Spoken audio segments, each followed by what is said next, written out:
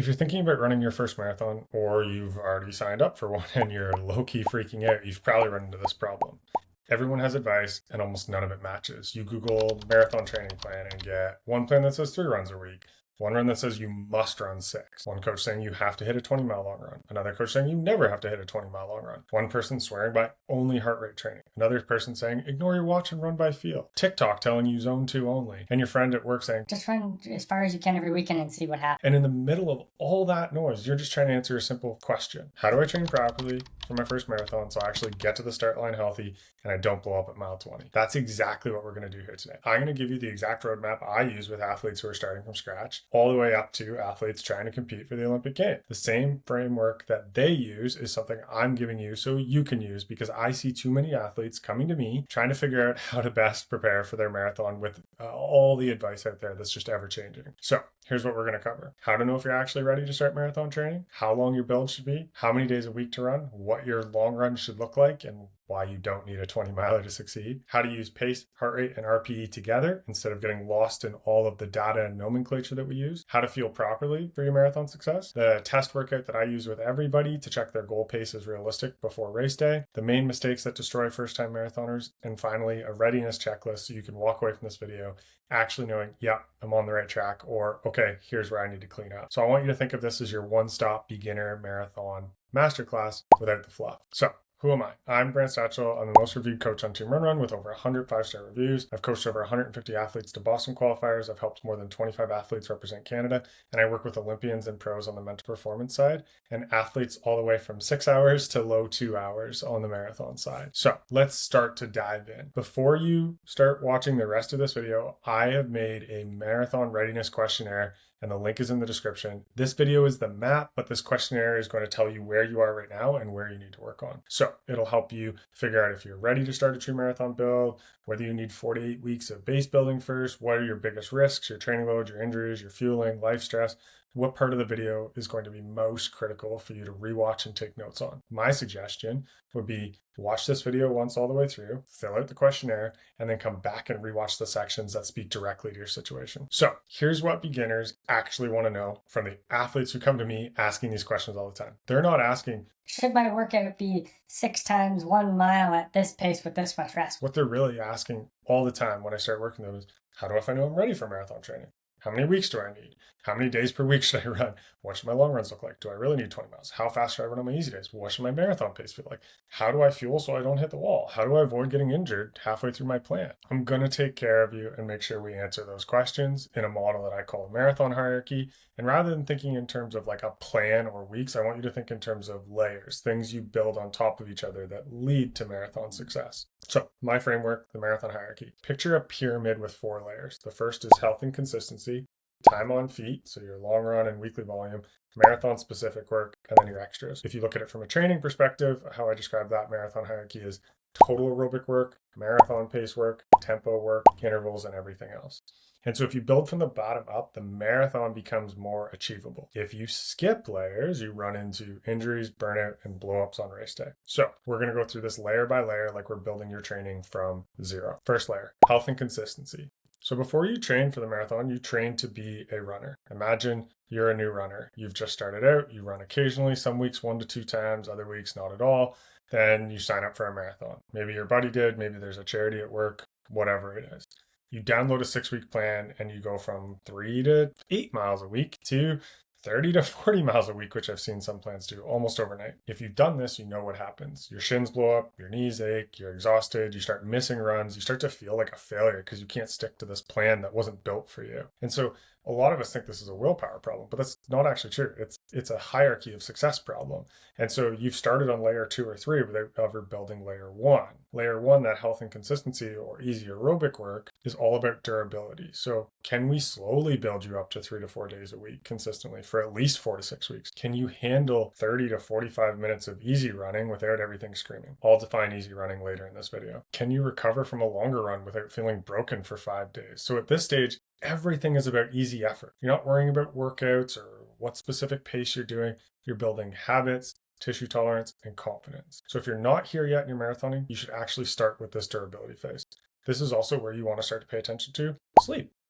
Shoes that aren't 10 years old. Basic strength. So think 1 to 2 sessions per week of simple stuff: squats, lunges, calf raises, planks, your overall stress. So once we have the first layer, the consistency done, the next piece that I often see people go to is they jump up to, I need to do my super long run and I got to hit 20 miles as many times. And so when we zoom out from running consistently, we start to look at time on feet. So two things matter here: your weekly total running time and your long run duration. So let's look at weekly. For most first time marathoners, a realistic weekly range might be 3 to 4 days of running and a total weekly time of anywhere from 2 to 6 hours, depending on fitness and life. This is just running. You might do other cross training as well. You don't have to run 6 days a week to be a marathoner. A lot of beginners do incredibly well on 3 runs a week plus a cross training session, or 4 runs a week. The goal is repeatable weeks, not heroic weeks. So the big one, long run. This is the myth and the hill that I will die on. You do not have to run 20 miles in your training to prove that you are ready. That advice comes oftentimes from faster and more experienced runners, where 20 miles might be 2 hours, 15 minutes.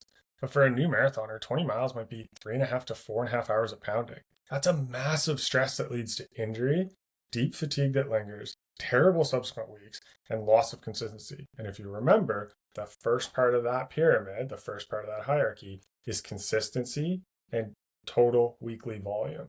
So if you hitting this one run for 20 miles eradicates that, we've actually done worse for ourselves as a marathoner than we would actually doing the 20 miler. And so for most, I would recommend going by time and only going 2 to 2.5 hours. So yes, the long run is important. However, if it causes you to miss other runs, it's not as important. In doing so, what we're training your body to do is be on your feet for a long time, handle the repetitive impact, keep your form together in a longer effort, and take in fuel regularly. So when someone says, My plan says 20, ask instead, how many hours will that be for me? The body knows time, not distance. And then ask, is this smart for me at my current level? For beginners, time, not distance, keeps you safe and helps you get to the start line. Once you're running consistently and your long run is gradually building, we can now add some structure. So this is where most generic online plans jump straight into do 8 by 800 at 5K pace, without ever explaining why. But I want you to actually understand what you're doing. When we look at specific structure, there are 3 key gears: marathon pace, or M pace. So if you look at this from a scale of 1 to 10, we're going to put it at about a 6. You're working, but you feel in control. You should say short phrases, but not have a full conversation. We will use M pace in long run segments, some steady efforts closer to race day, and specific workouts, as I'll illustrate later, at your goal pace as the race day approaches. Second, tempo or T pace. This is your comfortably hard gear, the pace you could do for 45 to 60 minutes. On an effort scale, 7, maybe an 8 if you're just starting out and learning your efforts. And so you could sustain it, as I said, for 45 to 60 minutes. You might be able to say a word or two, but you want to talk. You don't want to be having a conversation. Third is intervals. These are short, controlled, faster efforts. Think 2 to 4 minute reps at 5K effort. Some of this might not make sense to you if you're brand new. That's okay. Again, these are top level of pyramid stuff. We want to nail everything else first. One point I want to drive home about these before we move on is that for a first-time marathoner, your training does not need to be stuffed full of interval days. You get better by doing your easy running more so than you do your interval days. And the easy runs have less risk of injury, less ground reaction forces coming up, and you callus your tissues. Easy running is the bedrock of success for any endurance runner, especially in the marathon. The next piece that I see quite often, how fast should you run? Some people say pace, some people say heart rate, some people say RPE. I've developed a calculator that brings all of this together. And so what we try to do is we put in a realistic current fitness race result. If you don't have one, we can go out and do one. Do a 5K time trial. Go to your local track, run 12.5 laps. It's not going to be based on what your Garmin says. They don't measure well on the track. 12.5 laps is 12.5 laps, which is 5K. Take that number, place it in the calculator. You will also input your age. So if you put those in, my calculator, link below, will spit out your pace zones, your heart rate zones, your RPE, and race equivalencies. And so now you have all the numbers. You can see all of them for each type of work that you're supposed to be doing. So you can start to triangulate what it is you're supposed to be doing. Why this is important is because RPE in the research tends to be the best. But for newer runners, we don't know. We don't have that kind of triangulated yet. Pace tends to have like a very specific physiological response, so we get a good window of where we should be. However, it doesn't take into account altitude, heat, terrain, wind, and then heart rate is a great internal metric of how hard your body is working. However, we know our wrist-based watches, once we get outside of like easy running, maybe marathon pace, can be very inaccurate. Even if you have a heart rate monitor that's like a chest strap, it's not always accurate. And so you want to triangulate these three, not just have a single one. For a lot of beginners, these three don't match up at first. The pace says easy, but your heart rate is sky high. The heart rate looks okay, but your RPE is really high. Or all three give different answers on a hot day. And so when you look at the calculator, we want to just see, okay, am I in the right pieces? Is it roughly right? I would still lean on RPE as you develop it and pace. Those tend to be the two most reliable because heart rate, as I noted, has a lot of mistakes that can come with it with the monitors. My calculator will spit out everything for you. Your easy pace range, your marathon pace range, your tempo pace range, your interval range, the corresponding heart rates, percentage of heart rate max, RPE, and zone training. So if you're trying to compare to the languages you're hearing from other people or other coaches, you'll have it all in one place. So now, instead of thinking you see an easy run, maybe I'll just go jog. It's like you can think, okay, there's an easy run today. It's roughly going to be this. Here's what it's going to look like. Here's what it should feel like. Now you have a little bit more evidence to support that what you're doing is helping move you towards your marathon success. This fact alone, I find, saves a ton of people from the classic trap of running their easy days too fast and destroying their marathon builds. I want to shift for a second from pacing to fueling, because pacing gets you to halfway or longer in a marathon on pace for what it is you're trying to do, but fueling is what allows you to finish the race. So if you've ever heard the phrase hitting the wall, or you've talked to your friends who have marathon, they will usually say that I hit the wall at 20 miles, 18 miles, 22 miles, whatever it might be. What that actually means, or why it's caused, is because of poor pacing, poor fueling, or both. So why fuel at all? Your body stores glycogen, think of it as carbohydrates, in your muscles and liver. At marathon effort, those stores last roughly 90 minutes before they get very low. Your body will signal when it's low that we need to slow down the pace. Your legs are going to start to feel like wood. They're going to feel like you just ran into a brick wall. If you've ever experienced fatigue. So the best commercial I remember growing up was, I believe it was a Snickers commercial, and it was "You're not you when you're hungry." And so they were grumpy, they couldn't figure things out. And so if you want to try and do marathon math and figure it out and navigate problems while your fuel tank's low, it's not going to work. So instead of trying to tough it out, you want to avoid hitting the wall by fueling aggressively and intelligently. In the last couple of years, we've really seen this world of fueling change a lot, with a lot of new research talking about 80 to 100 grams of carbs per hour, and some elites taking even more. The old school advice was one gel every 45 minutes that had 20 to 30 grams. So we're pushing that up, and we're seeing this in worldwide practice with endurance athletes, from triathlon to cycling to runners to ultra athletes as well. And so you want multiple transportable carbs. So usually a blend of glucose and fructose. Don't worry, you don't need to know that. I'll give you some gel recommendations, but most people can safely absorb 80 to 90 grams of carbs per hour, some upwards of 100 grams or more when trained. Think about it this way. More carbs equals more fuel to the working muscles and brain. What does this mean for you as a beginning marathoner? Better pace maintenance in the final 10 to 15K, lower perception of effort, better mental clarity, and less risk of a full system meltdown and walking across the line. Some of my favorite gels to train with are Morton, Precision, and Scratch High Carb as a drink mix. Those tend to be the best. It's what I see the elites using the most right now. And so if you're going to start using those, I want you to train your gut on every long run. You're training your legs, you're training your mind as you go. You also need to train your gut. And so you can't just wake up on race day and decide, well, today I'm going to take 90 grams per hour because that's what the video said or that's what that influencer said. Your stomach is not going to love you. Your gut is trainable just like your legs. How do we do it? Start with your first long run. Maybe we start at 20, 30, 40, 50 grams on earlier long runs. Remember, we're far enough away from race day here. If you have to stop to go to the bathroom, it's not the end of the world. Every week, we want to add some carbs so we gradually get up to that 80, 90 grams per hour as we progress. I want you to use the same gels and drinks you plan to use on race day. I don't recommend that athletes wait and hope for the best gel on race day at the races, because those are typically determined by the sponsor of the race.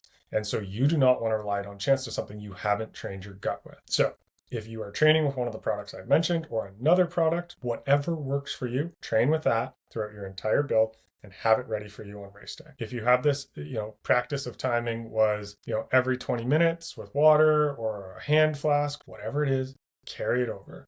We don't want your stomach to be upset on race day. Think of it this way. Every long run is a chance to refine what you take, when you take it, how much you drink, and how your stomach responds at different paces. By race day, your fueling plan should feel familiar and not experimental. So let's say you've nailed the easy running, you've nailed the long running, you've nailed the fueling. How do we start to know that you're ready for marathon day success?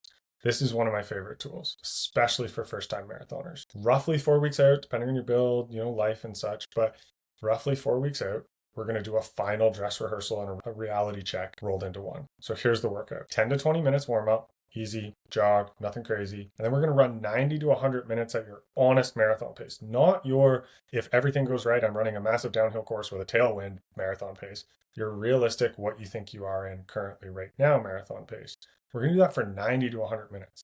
And that seems like a lot because it is. We want to know 4 weeks out if the pace you can sustain for 90 to 100 minutes is actually very evenly paced and successful. If you can't hold it 4 weeks out for 90 to 100 minutes, the likelihood that you're able to hold that pace on race day is very slim. So this is why it's a dress rehearsal. I want the shoes you're going to wear, hopefully the gear you're going to wear, shorts, singlet, tops, whatever. And I want all the fueling that you're going to do for race day. So if you've trained yourself up to be 60 to 80 grams an hour, that's about what your gut can handle. We're doing 60 to 80 grams an hour here. Same sources. It gives you everything you need to figure out whether you have a high likelihood of success or a low likelihood of success 4 weeks out. If you hit that workout and you blow up, well, I'd rather you blow up 4 weeks out from your marathon than to find out at 8 miles, 10 miles, 12 miles into a marathon that it's not your day. I see this so often, and it's so easy to fix. If we use this workout, we can then take it and change what our pacing structure is going to be. You should be able to finish this workout and go, I could do that for another 30 to 60 to maybe even 90 minutes, depending on how long it's going to take you to do the marathon. If you get done that workout and you were just like sprinting and racing to get to that 90 to 100 minutes, you are not going to be able to replicate that with double the distance left in the marathon.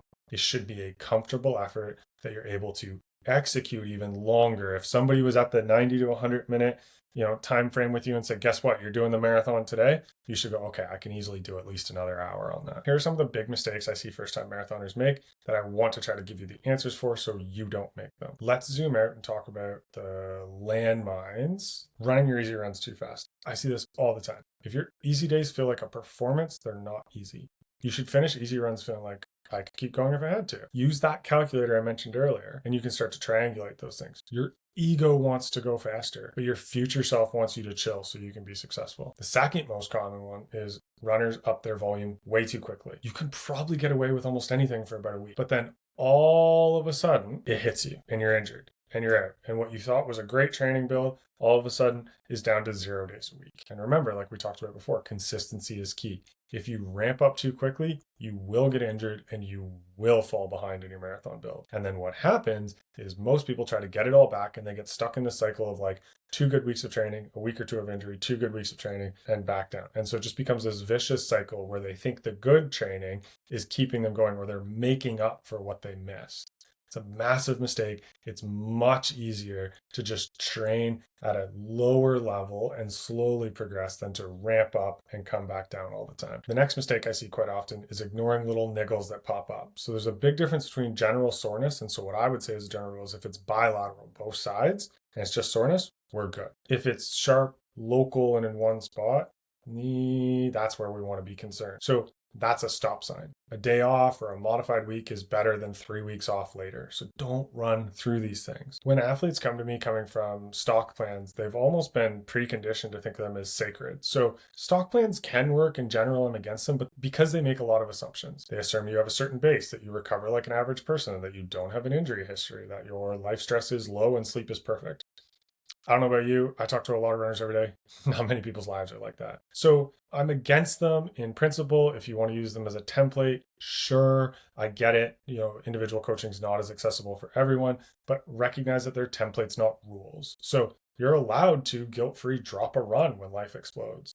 Shorten a long run if you're exhausted. Move days around. Generally, what I would say though, is most of them have too much intensity for the beginner.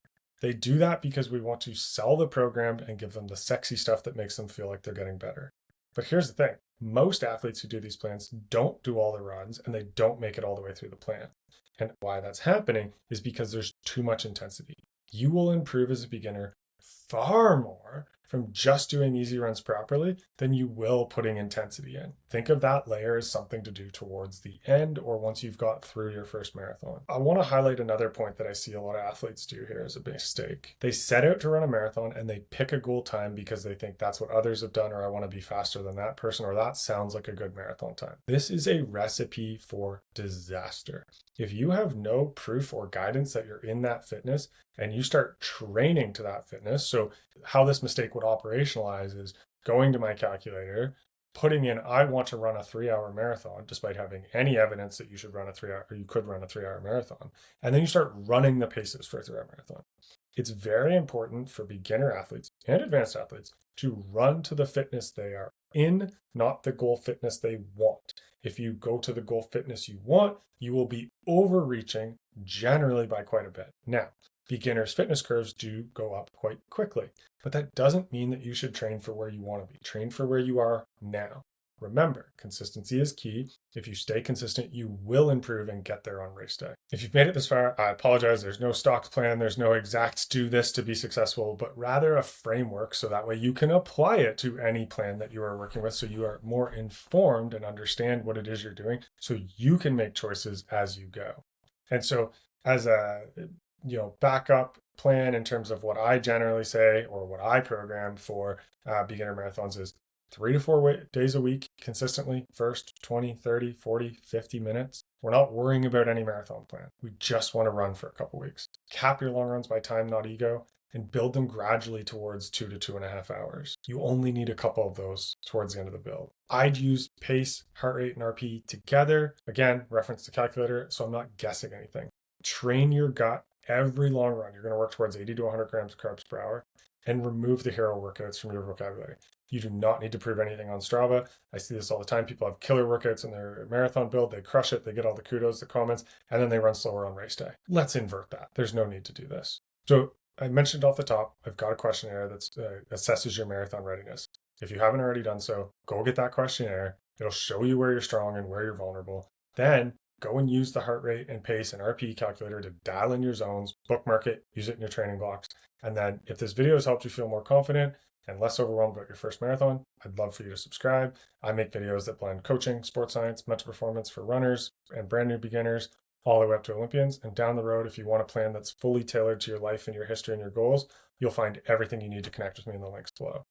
Thanks for watching. Train smart, fuel well, build your marathon from the ground up, follow that hierarchy for success, and I'll see you on the start line.